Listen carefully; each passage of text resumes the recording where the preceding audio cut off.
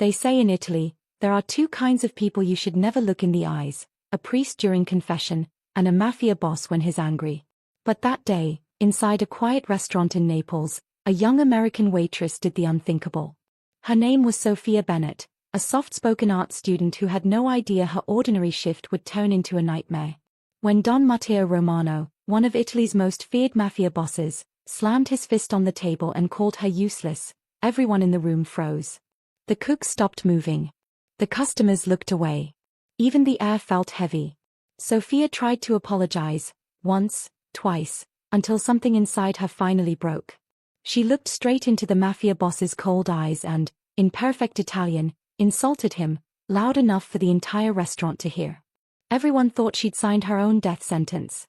But what the mafia boss did next, no one in that room could have ever imagined. Hey beautiful souls. Welcome back to the channel. Drop a comment and let me know where you're watching from. And if you haven't subscribed yet, hit that subscribe button right now because what happens next in Grace's story will absolutely blow your mind. You do not want to miss how this unfolds.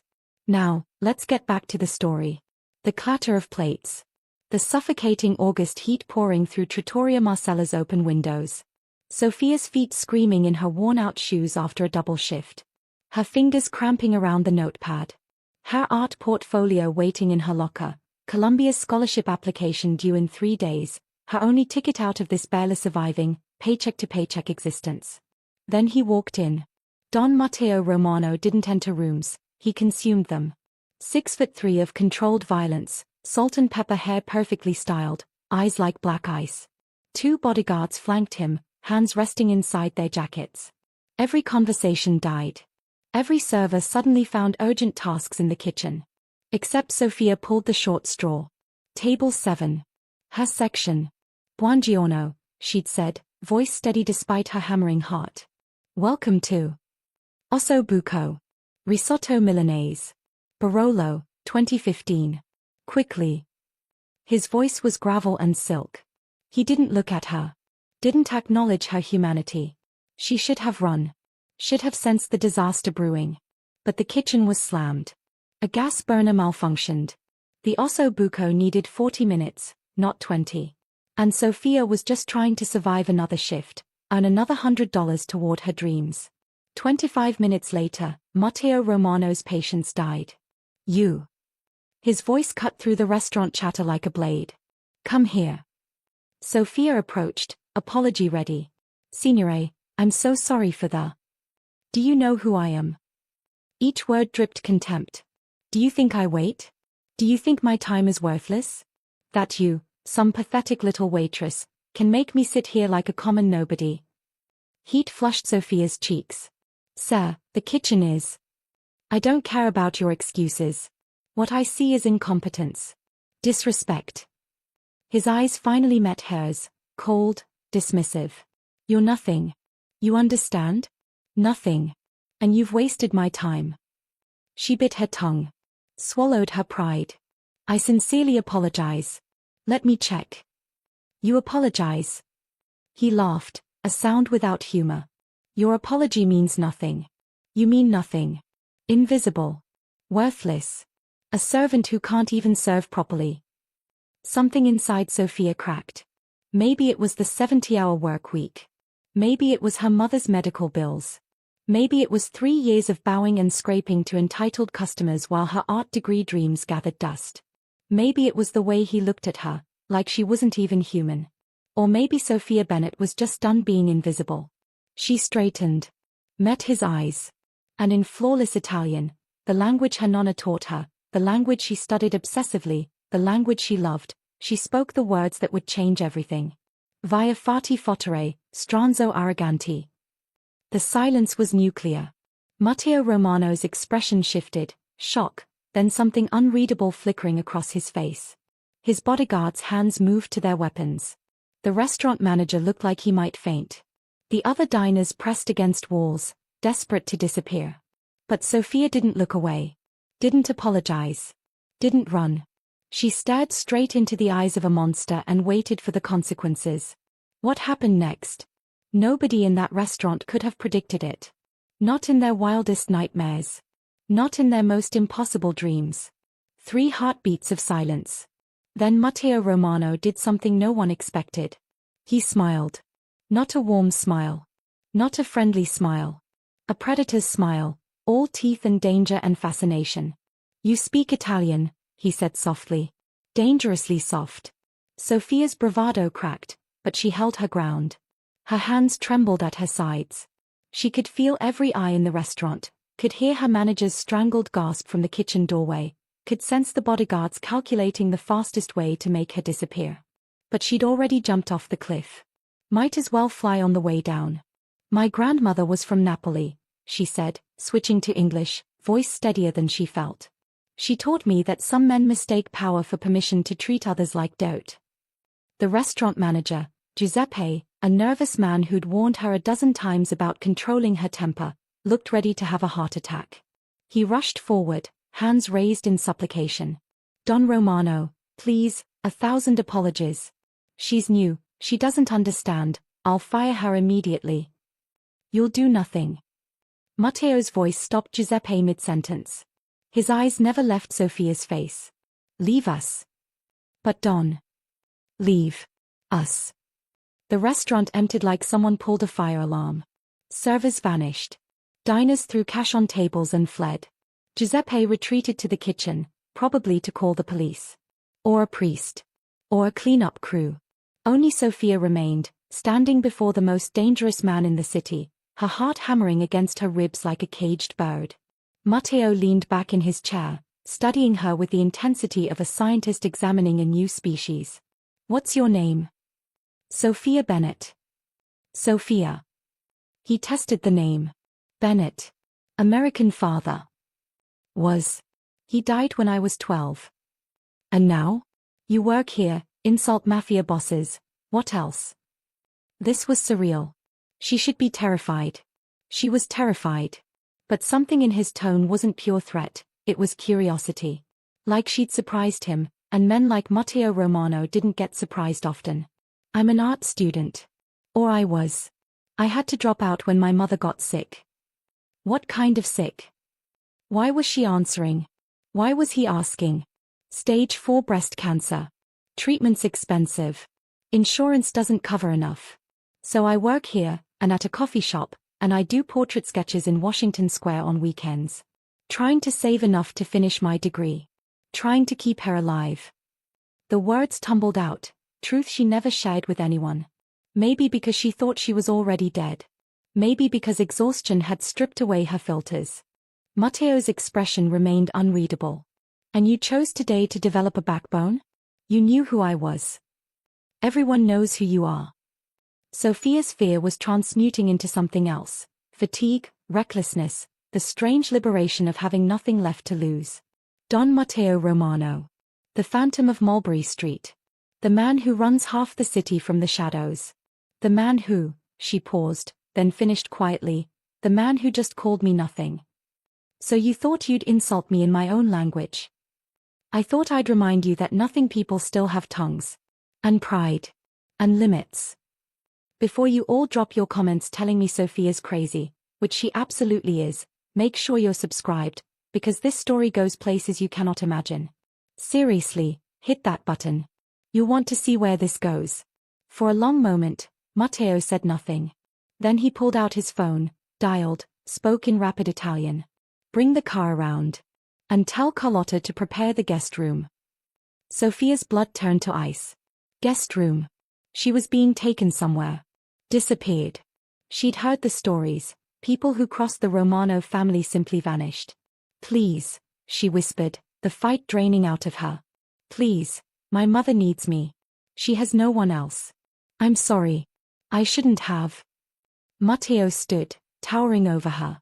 Up close, she could see the scar along his jawline, the silver threading his temples, the absolute absence of mercy in those dark eyes. "You're not sorry," he said. "Don't insult us both by pretending." He was right. Even now, even terrified, Sophia wasn't sorry. She was tired of bowing. Tired of being invisible. Tired of being nothing. "What are you going to do to me?" she asked. Matteo's smile returned, that dangerous, unreadable smile. "Something you won't believe, Sophia Bennett." Something I don't quite believe myself. He gestured to the door. Walk. We have much to discuss. And Sophia, with no options left and everything to lose, walked toward the black Mercedes idling outside, and toward a fate she couldn't possibly foresee. The Mercedes smelled like leather and danger. Sophia sat rigid in the back seat, Matteo beside her, one bodyguard driving, the other in the passenger seat. Both men built like brick walls. Both silent as graves. The city blurred past. They weren't heading toward the waterfront, where bodies supposedly ended up. They were heading uptown. Toward the Upper East Side? Where are we going? Sophia's voice cracked. I told you. To talk. People don't usually kidnap waitresses to talk. I don't usually get insulted in flawless Neapolitan dialect by art students with death wishes. Matteo turned to face her. Tell me, Sophia Bennett. You're Italian, who taught you? Really? The question caught her off guard. I told you. My grandmother. More. Something in his tone demanded truth. She raised me after my father died. My mother was struggling. Nonna would cook and tell stories about the old country. She taught me the language like a gift. Every curse word, every proverb, every insult. Sophia's throat tightened. She died 2 years ago. Right before my mother got diagnosed. So you're alone. I have my mother. Who's dying? The bluntness stole her breath. The doctors say 6 months. Maybe less. I'm trying to get her into a clinical trial at Sloan Kettering, but it costs. She stopped. Why was she telling him this? $75,000, Matteo finished. Plus living expenses. Plus your tuition if you want to finish your degree. Plus debt you've already accumulated. You need approximately $200,000 to save your life and hers. Sophia's blood froze. How do you? I made a phone call while you were standing there trying not to cry. I know everything about you now, Sophia. Your mother, Patricia Bennett, works part-time as a school librarian. Your father, James, was a carpenter who fell from scaffolding, ruled accidental, insurance paid minimum. You were accepted to Columbia's MFA program with partial scholarship, deferred twice, then withdrew. You owe $38,000 in medical bills. Your rent is 3 months overdue. You have $600 in your bank account and a student loan payment due next week. Horror washed over her. Complete, invasive violation. You have no right. I have every right. You insulted me. That requires investigation. The car pulled up to a brownstone that probably cost more than Sophia would earn in 10 lifetimes. Pristine. Elegant. Terrifying. Get out, Matteo said. Inside, the home was museum quality. Marble floors. Renaissance paintings that looked original, because they probably were. Furniture that whispered old money and older blood. A woman appeared, 50s, elegant, appraising eyes. Don Romano. Carlotta. Bring wine. The Brunello. 2 glasses. They entered a study lined with books. Matteo poured wine with practiced ease, handed Sophia a glass. She didn't drink. Couldn't. Sit, he commanded. She's Saturday. Matteo remained standing, studying her like she was a puzzle to solve. You have fire. Stupidity, yes, but also fire. You looked me in the eyes and spoke truth when everyone else treats me like a monster to appease. You are a monster, Sophia whispered. Yes. No denial. Just fact. But I'm a monster who finds himself intrigued. You need money. I need something else. Here it comes, Sophia thought. The real horror. Whatever twisted price he'd demand. I need a wife. The words hung in the air like smoke. Sophia blinked. What? Temporary. 6 months. A business arrangement. Matteo's voice was clinical, businesslike. I'm in the middle of delicate negotiations with the Calabrian families. They're old-fashioned, they don't trust unmarried men, view them as unstable. My previous arrangement fell through. Her family married her to a politician instead. I need a replacement. You're insane. I'm practical. You need money. I need a wife for appearances. We solve each other's problems. Sophia stood, legs shaking. I'm not marrying a mafia boss. Not really marrying. Performing. You'll live here. Attend events. Smile. Play the devoted wife. In return, I'll pay for your mother's treatment, the best doctors, the clinical trial, everything. I'll clear your debts. I'll pay for you to finish your degree.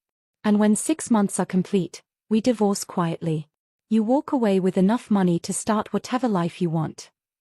This is insane, Sophia repeated, but her mind was racing. Her mother. Treatment. A chance. An actual chance. This is business, Matteo corrected. I need credibility with traditional families. You need resources. Neither of us needs love or complications. Just a transaction. And if I refuse? His smile returned, that dangerous smile. Then you walk out that door, back to your life, your dying mother, your impossible debt. I won't harm you, Sophia. I'm not a monster in that particular way. But I won't help you either. This offer expires the moment you leave this room. Sophia's hands trembled. 6 months. Playing wife to a killer. Living in his world. Pretending. But her mother's face flashed in her mind, pale, weakening, trying to smile through the pain. Why me? She asked. You could have anyone. Because you're real, Matteo said simply. Everyone else performs for me out of fear or ambition. You insulted me because you were angry. Genuine. I need someone who won't break under pressure, who won't fall in love with the fantasy, who'll walk away clean when it's done. Someone with nothing to lose and everything to gain. Someone desperate enough to say yes but strong enough to survive. He stepped closer.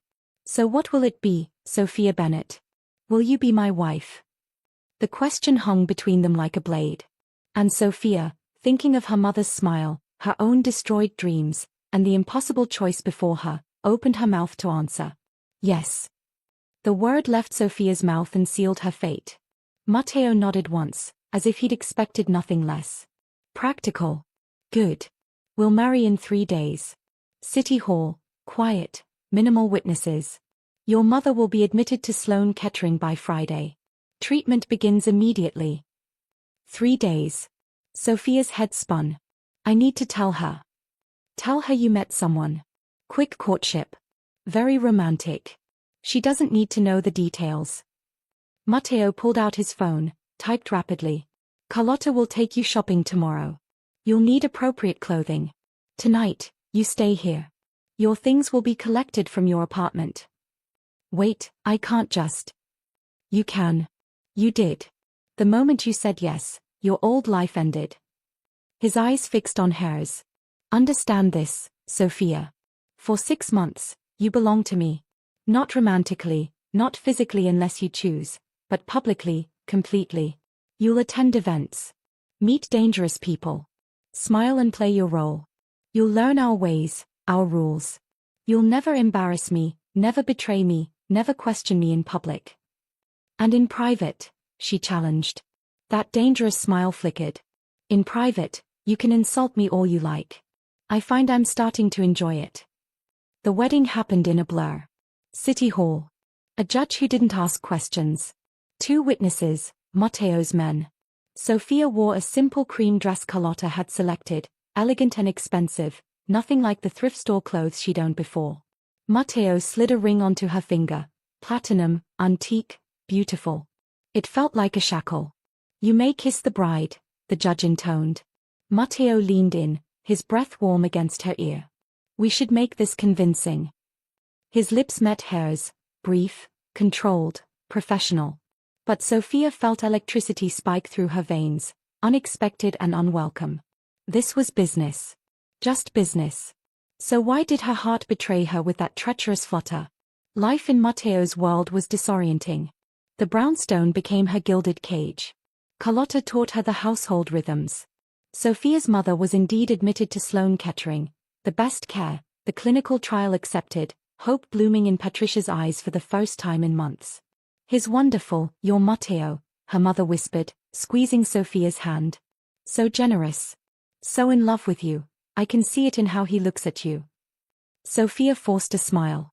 Her mother had met Matteo once. He'd played the devoted husband perfectly, bringing flowers, speaking gently, promising to care for her daughter forever. All lies. Beautiful, necessary lies. But the charade was just beginning. The first event was a charity gala, cancer research, ironically. Sophia wore a midnight blue gown that cost more than 3 months' rent. Diamonds borrowed from Matteo's collection glittered at her throat. "Remember," Matteo murmured as they entered the ballroom, his hand possessive on her lower back, "you're madly in love with me. We're newlyweds. Inseparable." "I'll try not to vomit," she whispered back. His quiet laugh surprised her. "There's my wife." The evening was a performance. Sophia met politicians, businessmen, and people whose pleasant smiles hid calculated cruelty. She recognized some faces from news articles: men investigated for corruption, women married to power, an ecosystem of beautiful monsters. And Matteo was their king. She watched him work the room, commanding, charismatic, terrifying. Men deferred to him. Women watched him with hunger. And he played his part flawlessly, always returning to Sophia, touching her shoulder, her hand, her waist. Claiming her publicly. "Who's the girl?" a voice asked. "Dante Corleone, another crime family lieutenant, eyes predatory." "My wife," Matteo said simply. "Sophia Romano." The name still felt foreign. Sophia Romano. Mrs. Romano. The Mafia boss's bride. "Quick courtship," Dante observed, suspicion underlying the words. "When you know," Sophia answered, channeling every acting class she'd ever taken. She leaned into Matteo, let her hand rest on his chest. "I couldn't resist him." Matteo's arm tightened around her waist, approval or warning, she couldn't tell. Later, on the terrace, stealing a moment alone, Sophia gulped champagne and tried to steady her nerves. "You did well," Matteo's voice came from behind her. She turned. He'd removed his jacket, loosened his tie. Somehow more dangerous casual than formal. "I feel like a trained monkey." "You feel like a woman playing a role to save her mother. There's no shame in that." "Isn't there?" Sophia's mask slipped. "I'm lying to everyone. My mother thinks I'm in love. Your world thinks I'm your devoted wife. I don't even know what I am anymore." Matteo stepped closer. The terrace was private, shadowed. "You're a survivor, Sophia. Like me. You and I are nothing alike." "No." His eyes searched hers. "We both do terrible things for the people we love. We both wear masks. We both understand that honor and morality are luxuries for people who don't have skin in the game. I'm not a criminal." "No. You're just married to one." He touched her cheek, unexpected gentleness. "For what it's worth, you're the most honest liar I've ever met." The contact sent warmth spreading through her. Sophia stepped back, breaking the moment. Don't what? Don't make this complicated. You said it yourself. Business arrangement. 6 months. Then I disappear." "Of course." Matteo's expression shuttered. "I apologize for the impropriety." He walked away, leaving Sophia alone with her racing heart and the uncomfortable realization that she'd felt something when he touched her. Something dangerous. Something real. The weeks blurred together. More events. More performances. Sophia visited her mother daily. Patricia was responding to treatment, color returning to her cheeks, hope lighting her eyes. "You've saved her," the oncologist told Sophia. "This trial, this care, it's giving her a real chance." Worth it, Sophia told herself. Whatever price she paid, her mother's life was worth it. But living with Matteo was becoming complicated. They maintained separate bedrooms, but shared breakfast. He worked from home some days, and Sophia found herself sketching in his study while he took calls in Italian, conducted business she didn't want to understand. Sometimes she'd catch him watching her draw, fascination in his eyes. "You're talented," he said once. "I was," she corrected. "Before life got in the way." "Life didn't get in the way. Life happened. Your art is still there, Sophia. You just forgot to look." The observation was too intimate. Too knowing. And then there were the moments, small, dangerous moments. His hand lingering when he helped her from the car. The way he'd bring her coffee exactly how she liked it. The night she'd had a nightmare and found him outside her door, concerned, protective. "I heard you scream," he'd said. "Just a dream. I'm fine. But he'd stayed anyway, sitting in the hallway until she fell back asleep. She'd found him there in the morning, uncomfortable but vigilant. It would be so easy to forget this was fake. So easy to let herself feel something. So Sophia built walls, reminded herself daily, this is temporary. He's a monster. You're saving your mother. Nothing more. But the walls were starting to crack. And then, 6 weeks into their arrangement, everything changed. Matteo came home bleeding. Not terribly, a gash on his arm, his shirt torn, his face dark with fury. 2 of his men helped him inside, speaking urgently in Italian. Sophia froze in the hallway, watching them rush him to his private office. Carlotta appeared beside her. Go to your room, Mrs. Romano. What happened? Nothing that concerns you. But Sophia's feet moved toward the office instead. She pushed open the door. Matteo sat shirtless while a man, clearly a doctor, clearly not licensed, stitched his wound. Blood stained his skin, his discarded shirt pooled on the floor. I told you to stay away, Matteo growled. You're hurt. I'm fine. Leave. But Sophia saw beyond the wound. Saw the tension in his shoulders, the controlled violence in his expression, the danger radiating from him like heat. This was the real Matteo Romano. Not the charming husband. Not the intrigued businessman. The killer. The monster. Who did this? She whispered. His eyes met hers, dark, furious, honest. Someone who wanted to send a message. Someone who thinks my marriage makes me weak. Someone who's about to learn exactly how wrong they are. Fear crystallized in Sophia's chest. This is because of me? Because we married. This is because of my world, Sophia. The world you agreed to enter. Did you think it was all galas and pretty dresses? No. She'd known. But knowing and seeing were different things. The doctor finished, packed his supplies, left without a word. Matteo's men followed, leaving them alone. Sophia should have left too. Should have run to her room, locked the door, remembered her place. Instead, she grabbed the first aid kit, wet a cloth, moved toward him. What are you doing? Matteo asked. You have blood on your shoulder. He missed it. I can clean myself. I know. But I'm here. Sophia's hands trembled as she gently wiped the blood away. I'm your wife, remember? Even if it's pretend. Let me do this. Matteo went still under her touch. His skin was warm, scarred, mapped with violence. Sophia cleaned the blood carefully, her fingers brushing his shoulder, his collarbone, the strong column of his neck. Sophia, he said quietly.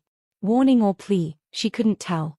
She looked up, met his eyes, and saw something that terrified her more than his rage. Hunger. Want. Something raw and real. This is a mistake, she whispered. Yes, he agreed. But neither of them moved away. Before you ask what happens next, and I know you're dying to know, drop a comment and tell me, Team Sophia or Team Matteo? And are you subscribed yet? Because things are about to get wild. The air between them crackled with tension, with possibility, with danger. And then Matteo's phone rang, shattering the moment like glass. He answered, listened, his expression hardening. When he hung up, the vulnerable man disappeared, replaced by the Don. Pack a bag, he said. We're leaving the city tonight. It's not safe here anymore. Why? What's happening? Matteo's eyes were dark with promises of violence. War, Sophia. Someone's declared war. And you right in the middle of it. The safe house was 2 hours upstate, a lake house, isolated, beautiful in a desolate way. Armed guards patrolled the perimeter. Sophia arrived with nothing but the hastily packed bag Carlotta had prepared. Matteo was on the phone constantly, barking orders in Italian, his jaw tight with controlled fury. How long do we stay here? Sophia asked when he finally hung up. Until I eliminate the threat. Which is not your concern. I'm here, aren't I? In hiding because someone wants to hurt you, hurt us. That makes it my concern. Matteo's eyes flashed. You want the truth, Sophia? Fine. The Calabrian families I was negotiating with? Someone convinced them our marriage is a sham. That I'm making them look foolish. That I'm weak, distracted, playing house with a girl who means nothing. The words means nothing hit harder than they should have. So convince them otherwise, Sophia said. I'm trying. But there's a complication. He hesitated, the first time she'd seen him uncertain. They want proof. They want to see us together. Really together. They want intimacy. Evidence that this isn't just a business arrangement. Sophia's stomach dropped. What kind of evidence? The kind that comes from shared lives. Shared history. The kind that can't be faked in public appearances. Matteo ran his hand through his hair, a rare gesture of frustration. They're not stupid, Sophia. They've been watching. They see separate bedrooms. Polite distance. A performance. Because it is a performance. That was the deal. I know. And I won't ask you to change that. I'll find another way. But his voice lacked conviction. Sophia paced the living room, mind racing. Her mother's treatment. The money. The 6 months. Everything depended on this arrangement working. What if we don't find another way? She asked quietly. Matteo's eyes met hers. Then the Calabrians withdraw. Other families see weakness. The balance of power shifts. People I've protected become vulnerable. And our arrangement ends. Your mother's treatment continues. I'll honor that regardless. But the rest, the debt relief, the tuition, the future, that was contingent on 6 months, would be ending at 6 weeks. 6 weeks. Not enough money saved. Not enough time. Sophia sank onto the couch. So what do we do?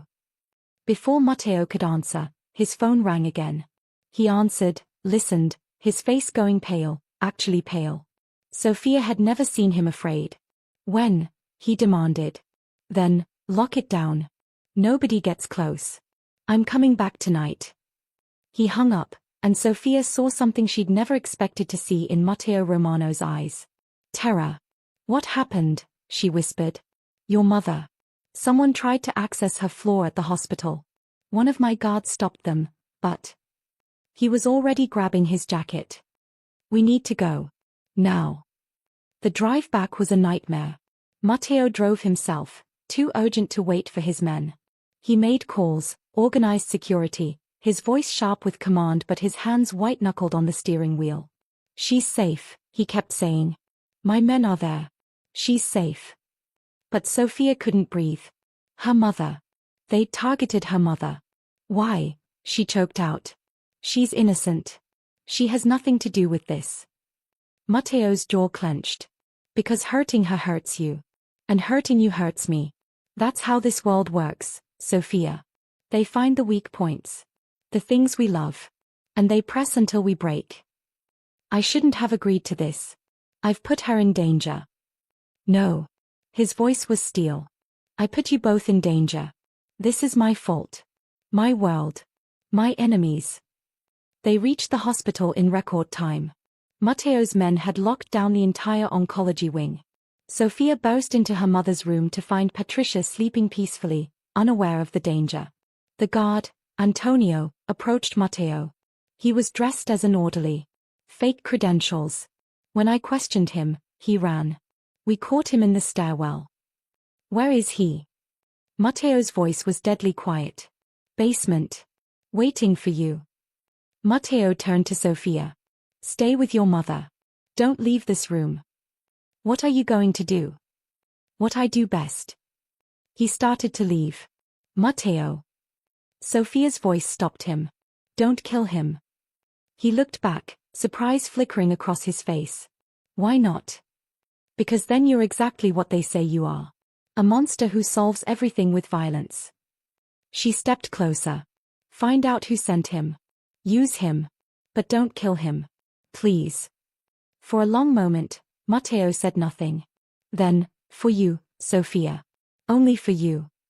He left, and Sophia sat beside her mother's bed, holding her hand, trying not to fall apart. An hour later, Matteo returned.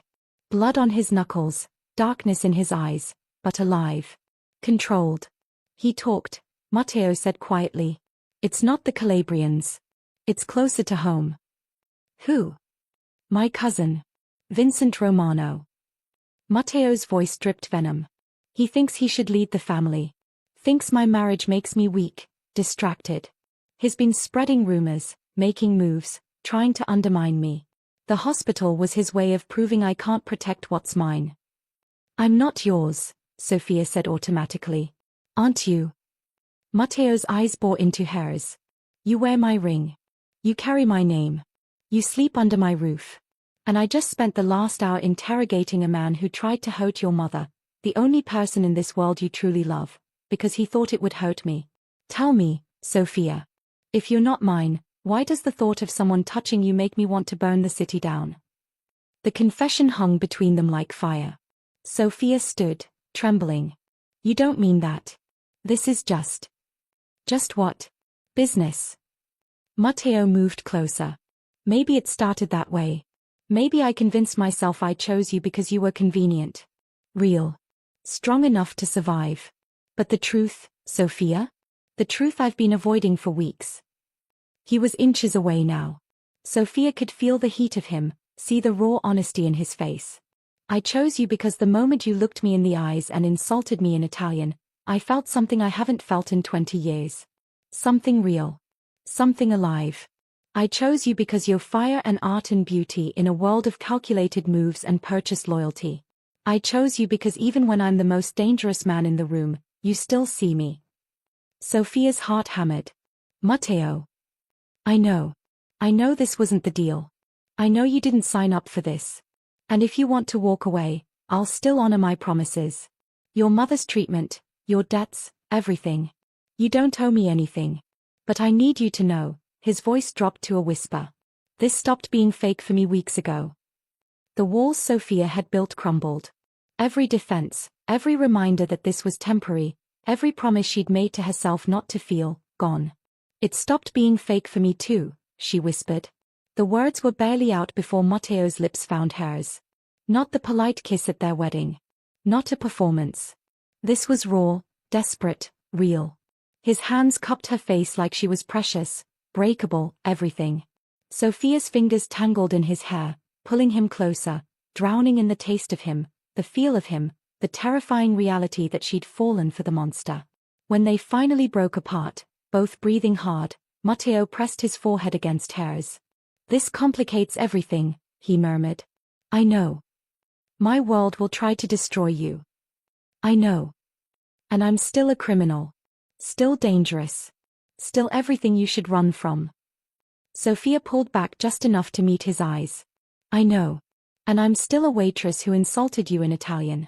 Still stubborn. Still probably going to get us both killed with my mouth. His laugh was soft, genuine. I'm counting on it. Behind them, a weak voice spoke. Sophia. They jumped apart.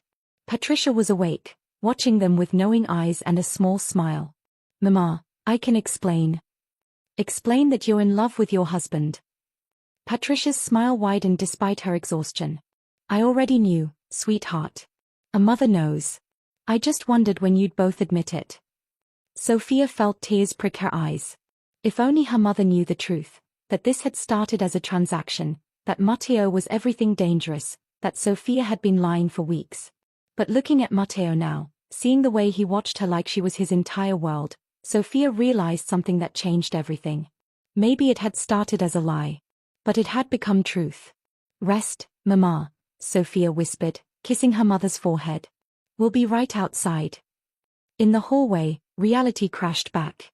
Matteo's phone rang. Antonio, urgent. Vincent's making his move, Antonio reported. He's calling a family meeting. Tomorrow night.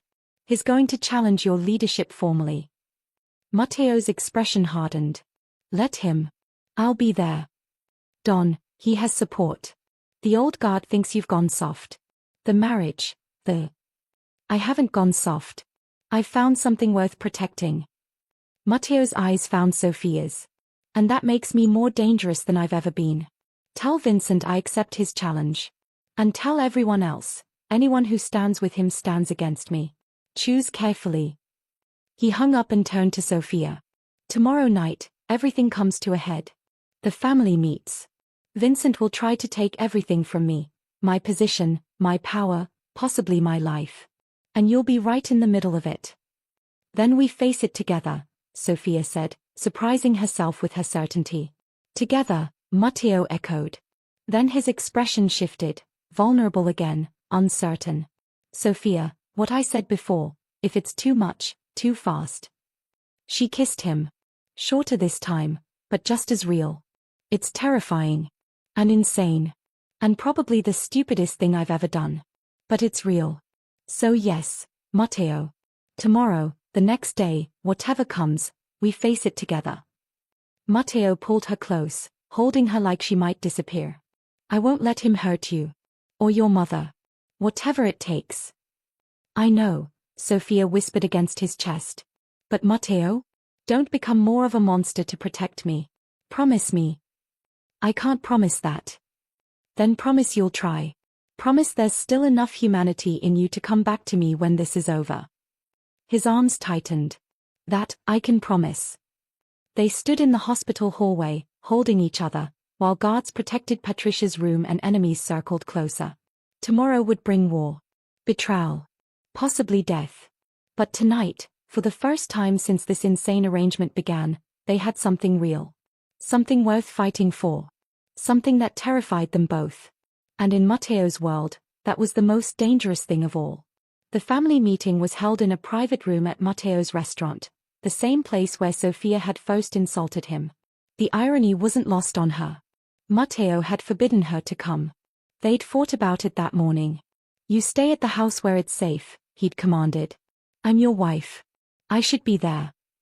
Not for this. Vincent plays dirty. I won't risk you. But Sophia came anyway, slipping past the guards with Carlotta's reluctant help. She stayed hidden in the kitchen, watching through the small window as 24 men filled the private dining room. Vincent Romano stood at the head of the table, younger than Matteo, handsome in a cruel way, eyes hungry for power. Gentlemen, Vincent began, we're here because our Don has forgotten what it means to lead. He's married a nobody. Spends his days playing house while our enemies grow bold. The Calabrians mock us. Other families sense weakness. And why? Because Matteo Romano is distracted by a pretty face. Murmurs of agreement rippled through the room. Matteo remained calm, deadly calm. Careful, Vincent. That's my wife you discussing. A wife you married in secret. A waitress with no family, no connections, no value to our organization. Vincent smiled. Unless the rumors are true. Unless she's actually a federal informant. The room exploded. Sophia's blood turned to ice. Federal informant? The accusation was insane, but she saw doubt flicker across faces. Men reaching for weapons. Trust shattering. You have proof of this lie? Matteo's voice cut through the chaos. Vincent slid a folder across the table. Bank records. Your wife's student loans? Forgiven mysteriously 6 months before you met. Her mother's medical bills? Partially paid by an untraceable source. And phone records, calls to a number registered to the FBI field office. Lies. Had to be lies. But Sophia's mind raced. Her loans had been in forbearance, and her mother had mentioned a charity helping with bills months ago. A charity Sophia had never investigated. And her phone? She'd received wrong number calls weekly from a persistent telemarketer. Could those numbers be? No. This was a setup. Vincent was framing her. Matteo's expression was stone. This proves nothing. It proves enough for reasonable doubt. Vincent leaned forward. Send her away, Matteo. Divorce her. Prove your loyalty to the family. Or step down and let someone else lead. Never. Then you choose her over us. Over everything we've built. Over your own blood. Vincent's smile was triumphant. You've already lost, cousin. You just don't know it yet. Matteo stood. This meeting is over. Anyone who questions my leadership can leave now. But know this, you don't come back. You're dead to this family. No one moved. But Sophia saw the doubt, the fear, the calculation. Matteo's power was crumbling. Because of her. She couldn't let this happen. Sophia pushed through the kitchen door and into the dining room. Every head turned. Sophia, get out, Matteo growled. No. She walked to Vincent, hands steady despite her terror. You want proof I'm not FBI? Fine.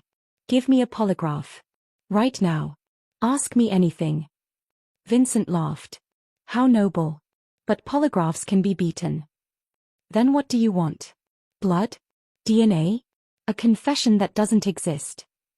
Sophia's voice rose. I'm not an informant. I'm a woman who needed money and made a deal with your Don. That's all. The rest is lies. Maybe. Or maybe you're very good at your job. Vincent circled her like a predator. Either way, you're the problem. And problems need to be eliminated. He pulled a gun. Matteo moved like lightning, putting himself between the weapon and Sophia. You point that at her again, you die. You'd kill your own cousin for her? You'd start a war? Destroy everything our grandfather built. Vincent's gun didn't waver. This is exactly what I'm talking about. She's made you weak. No, Matteo said quietly. She's made me realize what's worth protecting. And it's not power for power's sake. It's not fear and violence and tradition that serves no one. It's the people we love. The lives we can save. The humanity we can keep despite this world trying to strip it away. He turned to face the room. I've been your Don for 15 years. I've protected you, enriched you, kept the peace. But Vincent's right about one thing, I've changed. Because I found something real in a world of lies. And if you want to replace me because of that, then do it. But you'll have to kill me first. And you'll have to kill her. And that blood will stain this family forever. Silence. Then Antonio stood. I stand with Don Romano. One by one, others stood. Not all. But enough. Vincent's face twisted with rage. You're all fools. She'll destroy us all. He pointed the gun at Sophia and pulled the trigger. The shot rang out. But Matteo was faster. He shoved Sophia down, took the bullet meant for her. Blood bloomed across his shoulder, the same shoulder she'd cleaned weeks ago. The room erupted in chaos. Antonio tackled Vincent. Men fought. Loyalty lines drawn in blood. Sophia crawled to Matteo. No, no, no. I'm fine, he gasped. Shoulder. Not fatal. But he was bleeding badly. Sophia pressed her hands to the wound, trying to stop the flow. You idiot. You could have died. Better me than you. He smiled through the pain. Always better me. The fight ended quickly. Vincent was subdued, his supporters outnumbered. But the damage was done. Antonio approached. Don, we need to get you to a doctor. But, the family is fractured. Vincent poisoned too many minds. Even with him gone, the doubt remains. The rumors. They'll spread to other families. The Calabrians will see this as confirmation we're weak. Matteo struggled to sit up, wincing. Then we end this. Tomorrow. I'll meet with the Calabrians. Prove Sophia's innocent. Restore order. And if they don't believe you? Antonio asked quietly. If they demand she leave? If they make you choose between her and your position? The question hung like a death sentence. Matteo looked at Sophia, blood on her hands, tears on her face, terror in her eyes. Then I choose her, he said. Every time. I choose her. Later, at the house, while the doctor stitched Matteo's wound, Sophia stood at the window, numb. This was her fault. The fracture. The doubt. The blood. Matteo found her after the doctor left, his arm in a sling. What are you thinking? That Vincent was right. I'm destroying you.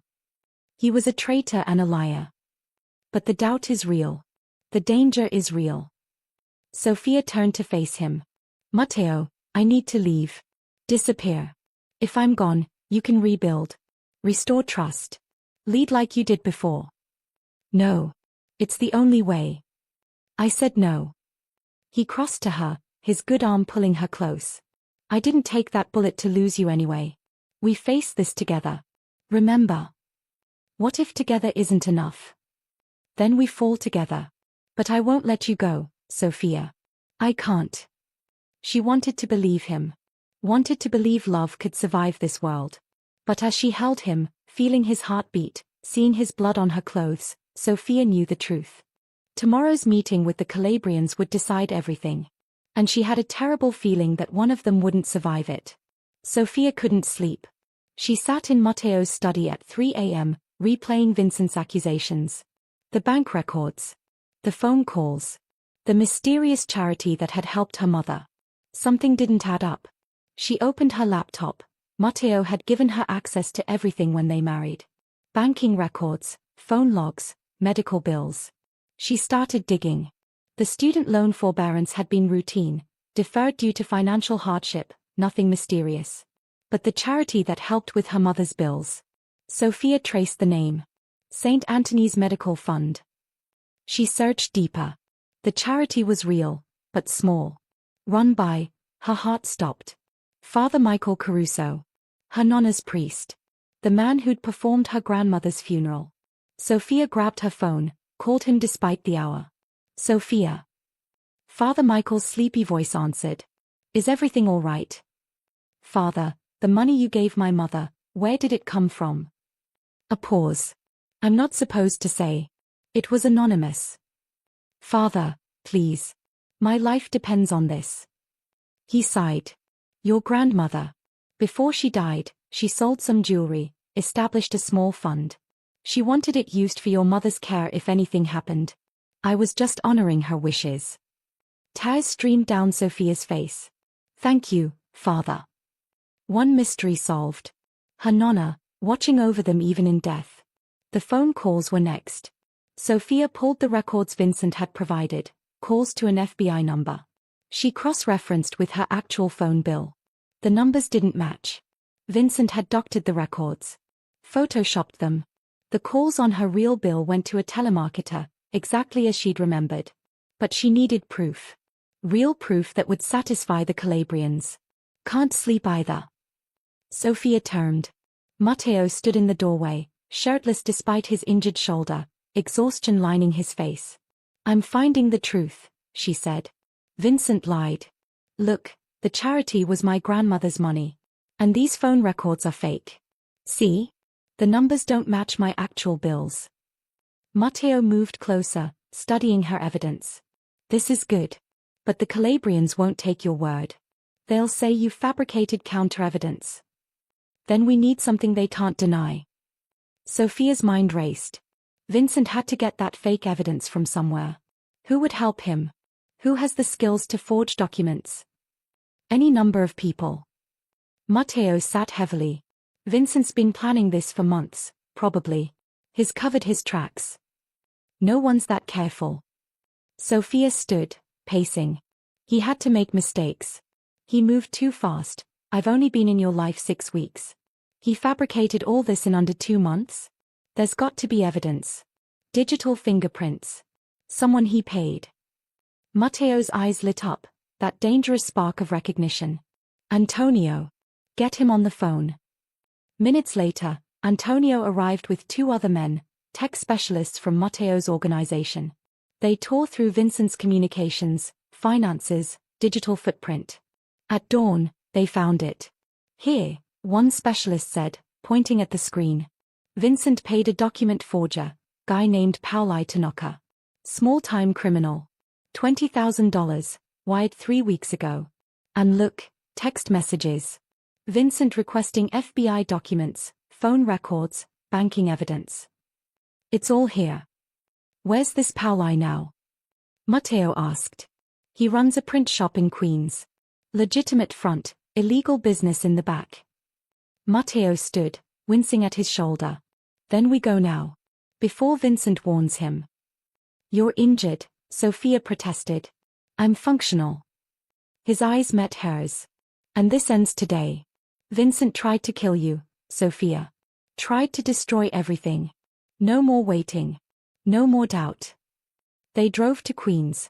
Matteo, Sophia, Antonio, and 4 other men. The print shop was closed, but Antonio picked the lock. Inside, they found Pauli Tanaka asleep in the back office, surrounded by fake IDs, forged documents, and enough evidence to put him away for years. Matteo woke him with a gun to his head. Vincent Romano hired you, Matteo said quietly. You forged documents to frame my wife as an FBI informant. Tell me I'm wrong. Pauli's face went white. I don't know what. Lie to me again, and Antonio removes your fingers one by one. Truth, and you walk out of here with enough money to disappear. Choose quickly. Pauli broke immediately. Yes. Yes, Vincent hired me. He gave me her information, told me what he needed. I created the fake phone records, altered bank documents. I kept copies. I always keep copies for insurance. They're in the safe. 20 minutes later, they had everything. Copies of the forgeries. Records of Vincent's payments. Text messages. A recorded confession from Pauli that Antonio captured on his phone. Irrefutable proof. In the car, driving back, Sophia felt hope for the first time since the gunshot. This proves my innocence, she said. It proves Vincent's betrayal. Matteo took her hand, carefully, with his good arm. The Calabrians will have to acknowledge it. And more than that. He pulled the car over suddenly, turned to face her. Sophia, I've been thinking about what you said. About becoming a monster to protect you. About losing my humanity. His voice was raw. Last night, I would have killed Vincent without hesitation. Would have burned down the world to keep you safe. And I didn't care about the cost. Matteo. But you were right. There has to be a line. A place where I'm still the man you fell in love with, not just the Don everyone fears. He cupped her face with his good hand. So today, at the meeting, I'm offering Vincent a choice. Exile or death. Leave the city, never return, and he lives. Stay, and he doesn't. It's more mercy than he deserves, but it's humanity. It's the line. Sophia's heart swelled. You're doing this for me. I'm doing this for us. For the life we're going to build after this is over. A life that isn't just survival and violence. A life that's real. She kissed him then, soft, deep, full of promise. I love you, Matteo Romano. Monster and man. All of you. I love you, Sophia Romano. Stubborn artist with a death wish. He smiled against her lips. Let's go finish this. The meeting with the Calabrians was set for noon at a neutral location, an old warehouse on the waterfront. Matteo's family on one side. The Calabrian delegation on the other. Vincent in the center, flanked by guards, defiant despite being a prisoner. Don Carlo Calabrese was 80, traditional, sharp as a knife. He surveyed the room with cold eyes. Matteo Romano. You requested this meeting. Speak. Matteo stood, Sophia beside him, the evidence in Antonio's hands. Don Carlo, you were told my wife is a federal informant. This accusation came from my cousin, Vincent Romano, who attempted to murder both of us to seize power. I have proof of his deception. Antonio presented everything. The forged documents. Pauli's confession. Vincent's payments. The real phone records showing Sophia's innocence. Don Carlo examined each piece with excruciating care. The room held its breath. Finally, the old Don looked up. These documents appear genuine. The forgeries are evident. Your cousin is a traitor and a fool. Vincent snarled. She's manipulated him. Can't you see? He's choosing some nobody over family, over tradition. Silence. Don Carlo's voice cracked like a whip. I see a man who chose honor over convenience. Who protected his wife despite the cost. Who showed strength, not weakness. He turned to Matteo. Your marriage is legitimate. Your wife is innocent. And your leadership is affirmed by the Calabrian family. We will partner with you, Don Romano. With both of you. Relief flooded through Sophia. They'd done it. Survived. As for Vincent Romano, Don Carlo continued, tradition demands blood for such betrayal. Matteo stepped forward. I offer him exile. He leaves the city tonight, never returns. If he ever surfaces again, then blood. But today, mercy. His still family, however twisted. Murmurs rippled through both families. Mercy was unusual. Weakness to some. Strength to others. Don Carlo studied Matteo for a long moment. Then nodded. Mercy. But on one condition, Vincent publicly acknowledges his crimes. Acknowledges Sophia Romano's innocence. And begs her forgiveness. All eyes turned to Vincent. His face twisted with hate and humiliation. But he was surrounded, outnumbered, defeated. I lied, he spat. She's not FBI. I forged the evidence. I wanted power. And I'm sorry. The word was poison in his mouth. Not to me, Matteo said coldly. To her. Vincent turned to Sophia, murder in his eyes. Forgive me, cousin. Sophia should have felt triumph. Instead, she felt pity. Vincent had destroyed himself for power that meant nothing in the end. You're forgiven, she said quietly. Now leave before I change my mind.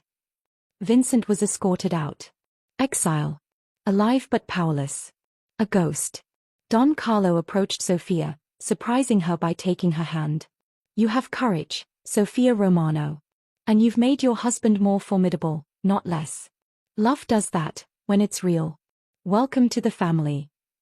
The meeting ended with handshakes, agreements, new alliances.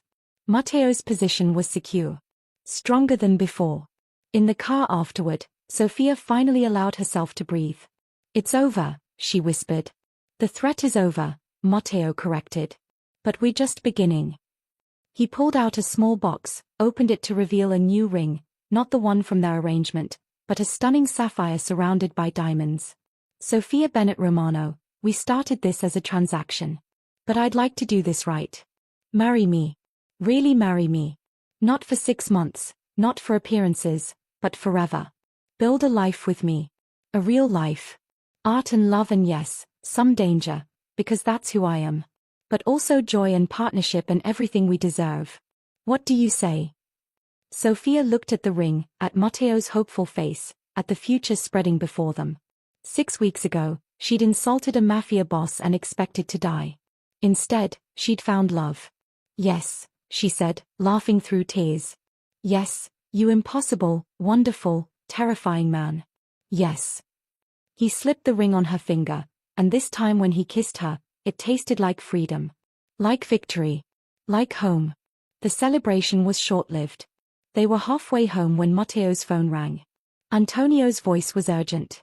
Don, we have a problem. Vincent never made it to the airport. Matteo's expression hardened. Explain.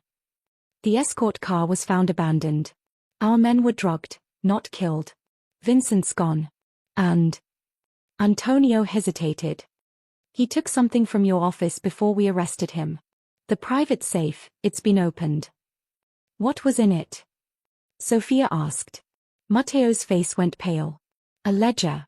Names, locations, transactions. 20 years of deals, allies, enemies. Everything. If that information gets out. His phone rang again. Unknown number. He answered on speaker. Vincent's voice dripped venom. Hello, cousin. Missing something? Vincent, whatever you're planning. What I'm planning is simple. I'm going to the FBI. Giving them everything. Your entire organization, everyone you've ever protected, every deal you've ever made. By midnight tonight, unless you meet my demands. Which are? Sophia. You give her to me, alive, unharmed, and I disappear with the ledger. You never hear from me again. Refuse, and I burn your empire to the ground. You have 3 hours. The line went dead. Sophia felt ice flood her veins. His bluffing. His desperate, Matteo corrected. Which makes him more dangerous than ever. And he knows the one thing that will make me break. His eyes met hers. You. You can't give me to him. I won't. Matteo was already dialing. Antonio, track Vincent's location from that call. Get everyone mobilized. We have 3 hours to find him. But 2 hours passed with no leads. Vincent had gone to ground, and the clock was ticking. Sophia paced Matteo's study, mind racing. Vincent was smart, but arrogant. Where would he hide? Somewhere he felt safe. Somewhere meaningful. The restaurant, she said suddenly. Matteo looked up. What? Where we first met. Where this all started. Trattoria Marcella. It's closed for renovations, right? Empty. Vincent would see the poetry in it, ending where it began. Matteo's eyes widened. Antonio, send teams to Trattoria Marcella. Now. Don, that's too obvious. Do it. Sophia's right. Vincent's not just trying to win. He's trying to make a point. They arrived at the restaurant with 30 minutes to spare. Matteo's men surrounded the building. Lights were off inside, but Sophia saw movement through the windows. "He's there," she whispered. Matteo turned to her. "You stay in the car. We go in, extract the ledger, end this." "No." Sophia's voice was steel. "He wants me. If I don't show, he makes the call. Let me go in. Let me talk to him." "Absolutely not." "Matteo, listen. Vincent's not just angry, he's humiliated. He lost to a nobody waitress. His pride is destroyed. But if I walk in there, unarmed, offering myself, his ego takes over. He'll gloat. He'll want to make me suffer. And while he's distracted, your men can move. You're asking me to use you as bait. I'm asking you to trust me. To trust that I'm strong enough for this world. Our world." She cupped his face. "Together, remember." Matteo's jaw clenched. Then he pulled out a small device, an earpiece. "You wear this. I hear everything. One sign of real danger, and we come in." Sophia nodded, fitted the earpiece, and walked toward the restaurant. The door was unlocked. Inside, the familiar space looked ghostly, tables covered, chairs stacked, dust floating in moonlight. Vincent sat at table 7. The same table where Matteo had ordered ossobuco. Where this entire insane journey began. "You came," Vincent said, genuine surprise in his voice. "I thought he'd choose his empire over you." "He was going to. I chose for him." Sophia stepped closer, hands visible. "I'm here, Vincent. Let Matteo keep the ledger. Take me instead." Vincent laughed, bitter, broken. "You think I actually want you? You're just a tool. A way to hurt him. Destroy him like he destroyed me." "He didn't destroy you. You destroyed yourself." Sophia sat across from him. "You had everything, Vincent. Family, position, respect. But it wasn't enough. You wanted to be Don so badly you betrayed everyone who loved you." "Love." Vincent spat the word. "Love is weakness. Matteo proved that. He chose you over power, over family, over everything our grandfather built. And they called him strong for it. Rewarded him. Because real strength isn't violence and fear. It's choosing what matters. Fighting for it. Even when it costs you everything." Sophia leaned forward. "You could have had that, Vincent. Could have found someone who made you better instead of bitter. But you chose hate instead. Spare me the psychology." Vincent pulled out a phone. "You have 10 minutes to say goodbye to your precious husband before I make the call."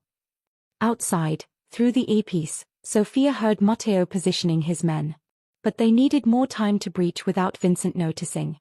So Sophia did the only thing she could think of. She told the truth. "You want to know why I really came, Vincent? Not to save Matteo's empire. Not even to save myself." She pulled out a piece of paper, folded, worn. "My grandmother. Before she died, she told me about a boy she knew in Napoli. A boy from a good family who helped her when she had nothing. Gave her money for passage to America when her own family disowned her. She never forgot his kindness. Never forgot his name." Sophia unfolded the paper, her nonna's handwriting, faded but legible. "Giovanni Romano. Your grandfather, Vincent. The man you claim to honor. He saved my grandmother's life. Which means he saved mine too. Our families are connected. By kindness. By humanity. By the very thing you've spent your life rejecting." Vincent stared at the paper, something flickering in his eyes. Shock, recognition, pain. "That's why I'm here," Sophia continued. "Because your grandfather would be ashamed of what you've become. Because somewhere in you, there has to be a piece of the man who helped a scared girl find a new life. Because I'm betting that piece is still strong enough to stop you from destroying everything he built." The silence stretched. Vincent's hand trembled on the phone. "It's too late," he whispered. "I've already lost everything. You've lost your position. Not your life. Not your chance to be better." Sophia extended her hand across the table. "Give me the ledger, Vincent. Walk away. Not in exile, but in peace. Start over. Find out who you are when you're not chasing power. Honor your grandfather's memory by living like he did, with mercy." For a heartbeat, Sophia thought she'd reached him. Saw humanity flicker in his eyes. Then his expression hardened. Mercy is for the weak. He raised the phone to dial. But before he could, the restaurant exploded with movement. Matteo's men buzzed through every entrance, windows, doors, even the ceiling.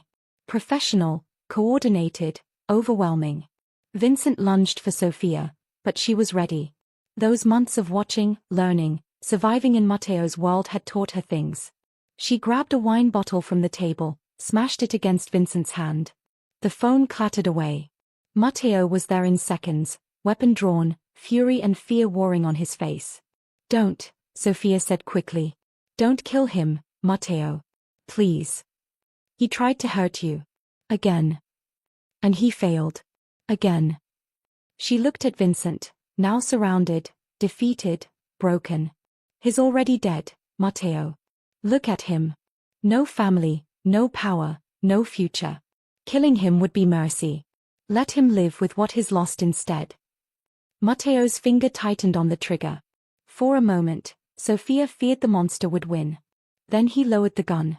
"Get him out of my sight," Matteo commanded. "Real exile this time. Antarctica for all I care. If he ever returns, if I even hear his name again, mercy ends."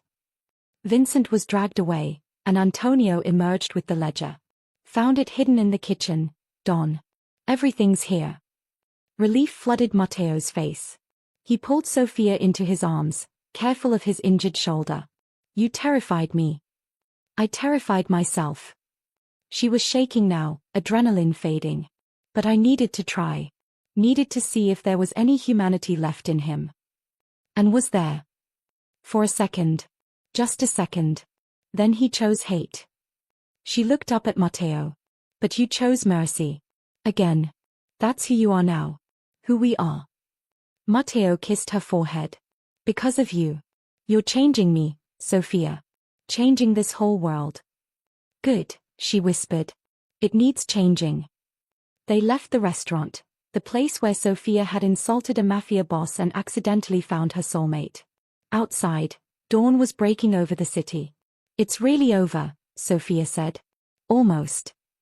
Matteo pulled out his phone, made one final call. "Don Carlo? Matteo Romano. I'm out." Sophia's eyes widened. "I'm stepping down as Don," Matteo continued calmly. "Antonio will take my place, he's earned it. I'll maintain advisory role, but I'm done with the violence. The constant threats. I want a different life. With my wife. If that costs me your partnership, I understand." A pause. Then Don Carlo's laugh echoed through the speaker. "You're braver than I thought, Matteo Romano. And smarter. A man who knows when to walk away is a man who survives to old age. You have my blessing. And my friendship." When he hung up, Sophia was staring. "You're serious? You're really leaving?" "Not leaving. Transforming. I'll still be connected, still protect the people who depend on me. But I'm choosing life over empire. Art galleries over territory wars. Growing old with you over dying young for power." He smiled. "Is that okay?" Sophia kissed him, deep, joyful, full of promise. "It's more than okay. It's perfect." If you're still watching, drop a comment and let me know what you thought of that twist. Did you see Matteo stepping down coming? And make sure you're subscribed because the ending is going to tie everything together beautifully. Antonio approached. "Don, I mean, Matteo. What do we do about Vincent long term?" Matteo considered. "Put him on a plane to Sicily. There's a monastery there. Brother Thomas runs it. They take in men trying to leave this life. Vincent probably won't accept the help, but give him the option. After that, he makes his own choices. And if he comes back, then we'll deal with it. Together." Matteo took Sophia's hand. "But I'm betting he won't. He wanted to be Don so badly it consumed him. Now that it's impossible, maybe he'll find something real instead." As they drove home, Sophia thought about her grandmother. About kindness echoing through generations. About the impossible journey from insulting a stranger to marrying him. To loving him. To changing his entire world. "What are you thinking?" Matteo asked. "That my nonna would have liked you. The real you. Not the Don. Just Matteo." I wish I could have met her. To thank her for teaching you Italian. For teaching you to be brave. He smiled. For making you exactly who you are. Sophia leaned against his shoulder, exhaustion and joy mixing. What do we do now? What does life look like after everything? Anything we want, Matteo said. You finish your art degree. I figure out who I am when I'm not in charge of an empire. We take care of your mother. We travel. We argue in Italian and make up in English. We build something real. Sounds perfect. Sounds terrifying, he corrected. Normal life might be harder than surviving assassination attempts. Sophia laughed. Then we'll fail together. Just like we survived together. The sun rose fully now, painting the city gold. A new day. A new life. And Sophia Romano, formerly Bennett, formerly a struggling waitress with impossible dreams, smiled. Because she'd insulted a mafia boss in Italian, looking straight into his eyes. And he'd done the most unbelievable thing possible. He'd loved her back. 6 months later. Sophia stood in the Columbia University Gallery, surrounded by her artwork. Her thesis exhibition, Monsters and Men, a Study in Transformation. The paintings told a story. A journey. From darkness to light, fear to love, survival to living. Her favorite piece hung in the center, Matteo's portrait. Not the Don with cold eyes and expensive suits. Just Matteo. Laughing. Human. Free. You made me look soft, his voice came from behind her. Sophia turned, smiling. I made you look real. He wore jeans and a simple shirt, still expensive, still Matteo, but relaxed. The shoulder had healed completely. The darkness in his eyes had faded, replaced by something lighter. Your mother's here, he said. She's crying at every painting. Patricia was indeed crying, happy tears. The clinical trial had worked. 6 months cancer-free. Hair growing back. Life returning. She hugged Sophia tightly. I'm so proud of you, baby. Your nonna would be so proud. She set this all in motion, Sophia whispered. Everything.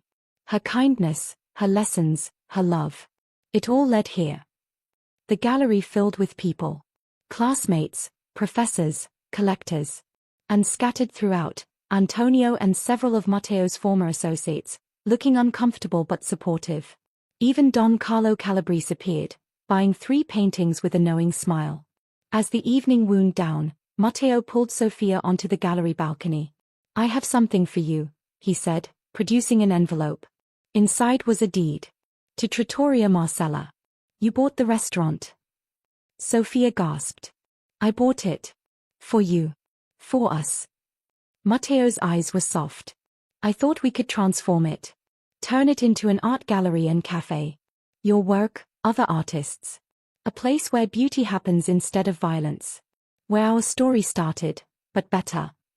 Tears spilled down Sophia's cheeks. It's perfect. You're perfect. He kissed her softly. You know what today is. My exhibition opening. And the day our original arrangement was supposed to end. 6 months. You were supposed to walk away with your money and freedom. He smiled. Instead, you're stuck with me forever. Funny how that worked out. Sophia laughed.